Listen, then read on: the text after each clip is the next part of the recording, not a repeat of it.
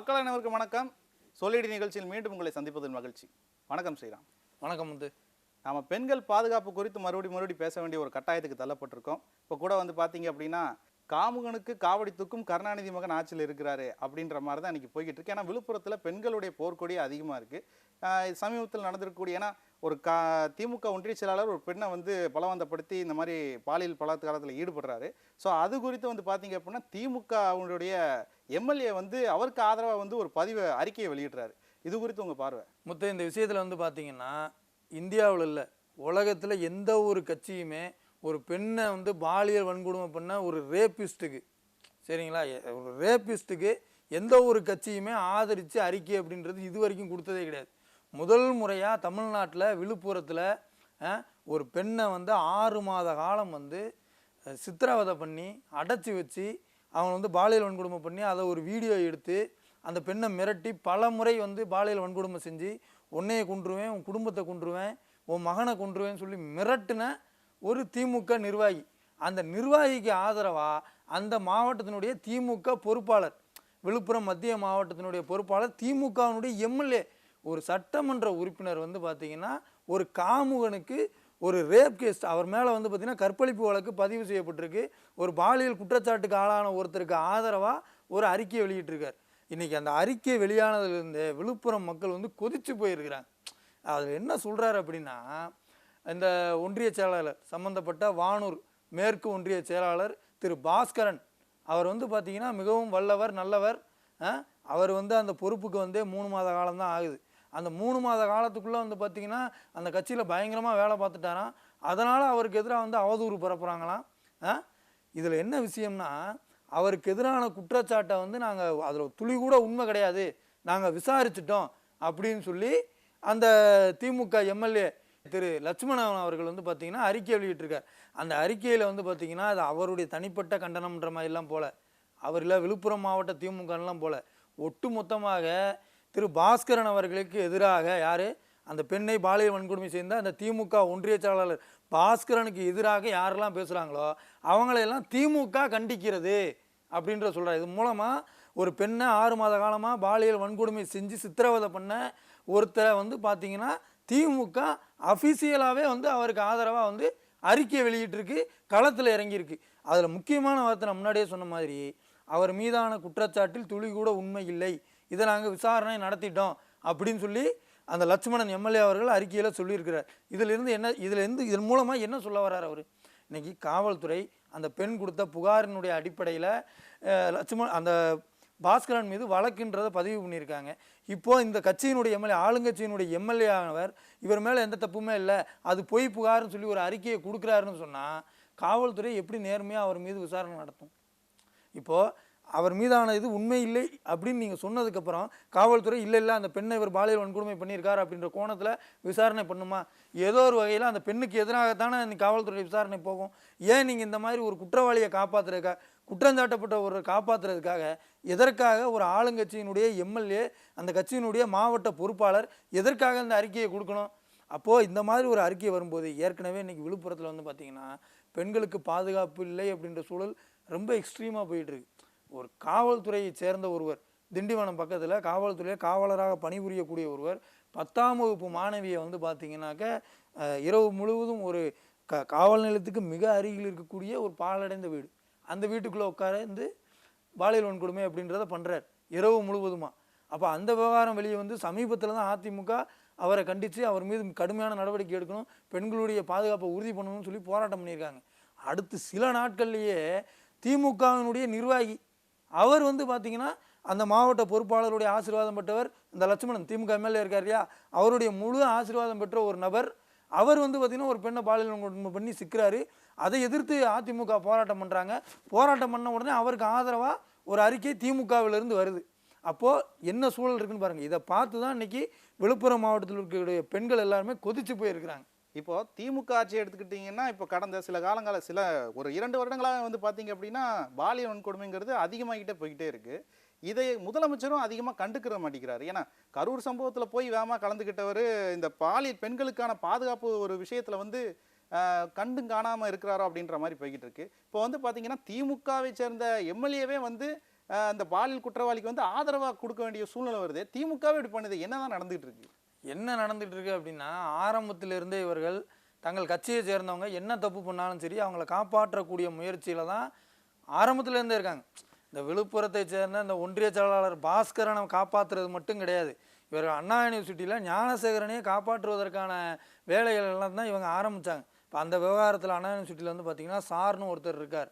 பாதிக்கப்பட்ட பெண் சொன்னது, அந்த மாணவி அவங்க சொல்லியிருக்காங்க சார்னு ஒருத்தர்கிட்ட பேசினார்னு. இன்னைக்கு வரைக்கும் அந்த சார் யாருன்னு தெரியல.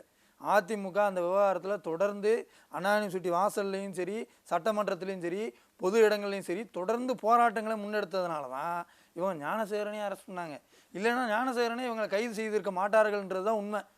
ஒரு கட்டத்தில் மேலே போய் பார்த்தீங்கன்னா அந்த பெண் வந்து ஏதோ ஒரு ஞாபகத்தில் அந்த மாதிரி சொல்லிட்டாங்க, கற்பனை பண்ணிட்டாங்க, கனவு கண்டாங்கன்னு கூட சொல்லியிருப்பாங்க. அதிமுகவினுடைய தொடர் போராட்டம் தான் ஞானசேகரனாவது கைதாகிறதுக்கு காரணமாக இருந்தது. யார் அந்த சார், யார் அந்த சார்னு இன்னைக்கு வரைக்கும் அதிமுக கேள்வி கேட்டுக்கிட்டே இருக்காங்க. அதற்கு பிறகு அரக்கோணத்தில் ஒரு சம்பவம் நடந்தது. யாரே தெய்வ செயல்னு ஒருத்தர், அவர் வந்து பார்த்தீங்கன்னா அவர் கட்சியை சார்ந்த முக்கிய நிர்வாகிகளுக்கு விருந்தாக்குவதற்காகவே பல பெண்களை ஏமாற்றி அவருடைய வலையில வீழ்த்தியிருக்கார். இதை சொல்கிறது யாருன்னா, அவரால் பாதிக்கப்பட்ட ஒரு இளம் பெண் வெளியில் வந்து ஓப்பனாக சொல்கிறாங்க, என்னை வந்து பார்த்தீங்கன்னாக்கா இந்த மாதிரி அமைச்சர் அன்பில் மகேஷனுடைய உதவியாளர்கிட்ட அறிமுகப்படுத்தினாரு அப்படின்றதெல்லாம் ரொம்ப ஓப்பனாக சொல்கிறாங்க. யார் அப்படின்றதையும் அந்த சார்களை இவங்க எதாவது பண்ணாங்களா? முதல்ல அந்த தெய்வ செயல் மேலே இந்த அரசாங்கம் எடுத்த கடுமையான நடவடிக்கை என்ன? எதுவுமே கிடையாது. அப்போ அந்த இடத்துலையும் காப்பாற்றணும் தான் நினச்சாங்க. அதெல்லாம் வந்து மறைமுகமாக பண்ணிக்கிட்டு இருந்தாங்க. இன்றைக்கி ரொம்ப ஓப்பனாக அறிக்கையே விட ஆரம்பிச்சிட்டாங்க. அறிக்கையே விட்டு அவர் மேலே எந்த தப்பும் கிடையாதுங்க, அவர் யோக்கிய சிகாமணிங்க, அந்த பெண் பொய் சொல்கிறாங்க, பாதிக்கப்பட்டவர்களையே குற்றவாளி ஆக்கக்கூடிய வேலையை இன்றைக்கி ரொம்ப வெளிப்படையாக பண்ணியிருக்காங்க. ஜாபர் சாதிக்கில் ஆரம்பித்து பலதரப்பட்ட குற்றவாளிகள், பாலியல் குற்றவாளிகள் மட்டும் கிடையாது, போதைப் பொருள் விற்பவர்களாக இருக்கட்டும், ரவுடிசம் செய்வர்களாக இருக்கட்டும், இவங்க எல்லாருமே இன்றைக்கி அந்த கட்சிக்குள்ளே இருக்கிறாங்க. அவர்களை காப்பாற்றுவது மட்டுமே ஸ்டாலின் அவர்களுடைய முழு நேர வேலையாக இன்றைக்கு இருக்கிறது.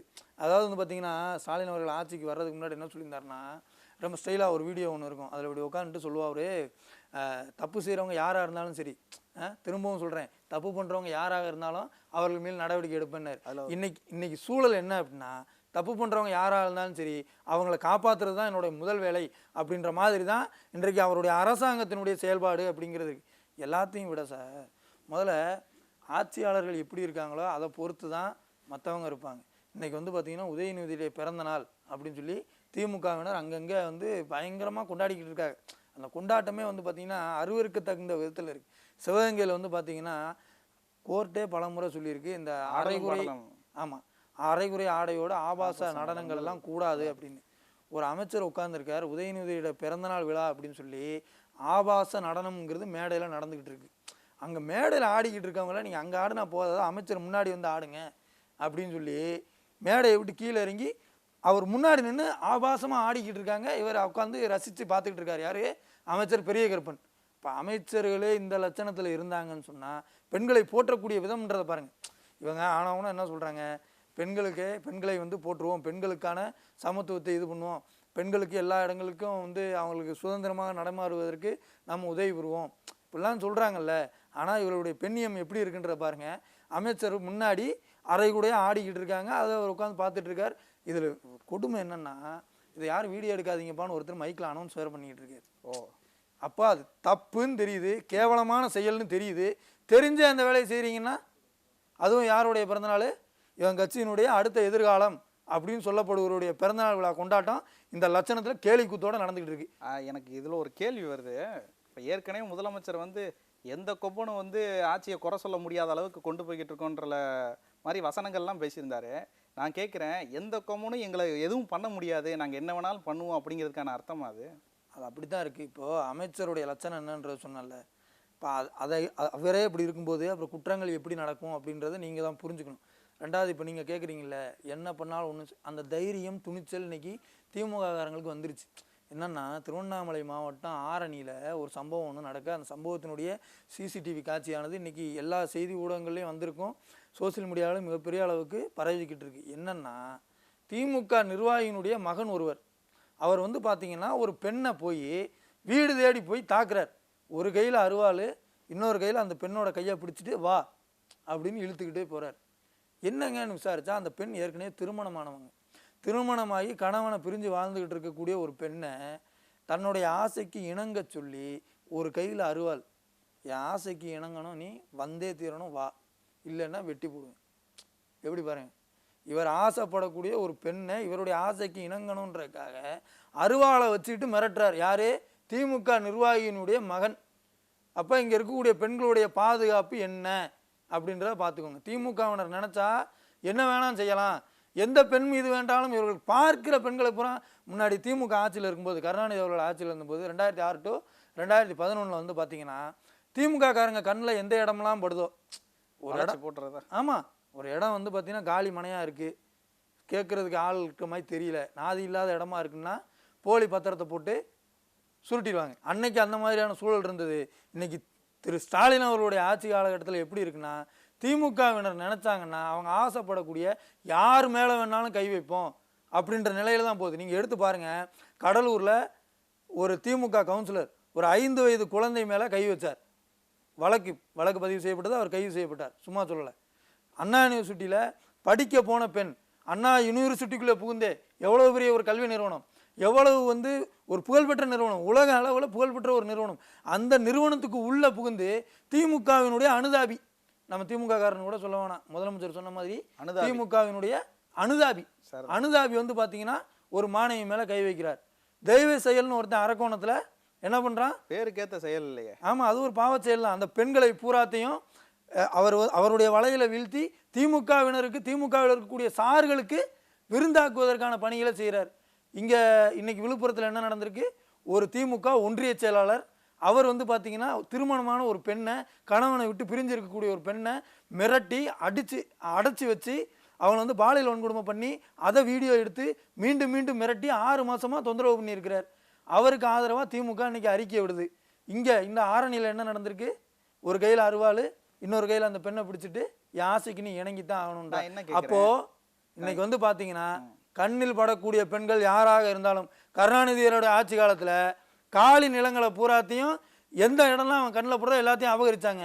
இன்னைக்கு கண்ணில் படக்கூடிய பெண்களை எல்லாத்தையும் நாங்கள் என்ன வேணாலும் செய்வோம், யாரும் எதுவும் செய்ய முடியாதுன்ற ஒரு மனநிலைக்கு, ஒரு கேடுகட்ட புத்தியோடு இன்னைக்கு திமுகவினர் உலா வர தொடங்கி இருக்கிறார்கள். அதற்கு திமுக இது மாதிரியான இந்த கண்டன அறிக்கைன்ற பேரில் காமுகர்களுக்கு ஆதரவாக அறிக்கை விடுது. பார்த்தீங்களா, இந்த கீழ்த்தரமான செயல் ஒரு உரம் போடுற மாதிரி. திமுக தன்னை திருத்திக் கொள்ள வேண்டும். முதல்வர் ஸ்டாலின், திரு லட்சுமணன் அவர்கள் இந்த அறிக்கை வெளியிட்டிருக்கார் இல்லையா, காமுகனுக்கு ஆதரவாக, அவரை கண்டிக்கணும். இதுதான் இன்னைக்கு விழுப்புரம் மக்களுடைய கோரிக்கையாக இருக்குது. இந்த பாஸ்கரன், ஞானசேகரன், தெய்வ செயல் மாதிரியான பெண்களுக்கு எதிரான குற்றங்களை செய்யக்கூடிய பாலியல் குற்றவாளிகளுக்கு ஆதரவு தெரிவிக்கக்கூடிய இந்த திமுக அது எவ்வளோ பெரிய தப்புங்கிற 2026 பெண்கள் அளிக்கப்போட சம்பட்டி அடியால் இவங்க உணர்வாங்க. 2026 நீங்கள் சொன்ன மாதிரி பெண்களுடைய திருப்பம் வந்து எப்படி இருக்குது அப்படிங்கிறத நம்ம பார்க்கத்தான் போகிறோம். அடுத்தடுத்த நிகழ்ச்சியில் வந்து இது குறித்து அடுத்தடுத்த அப்டேட்டுகளில் நம்ம கண்டிப்பாக பேசலாம். நன்றி ஸ்ரீராம். நேயர்களே, மீண்டும் ஒரு நிகழ்ச்சியில் சந்திக்கலாம். நன்றி, வணக்கம்.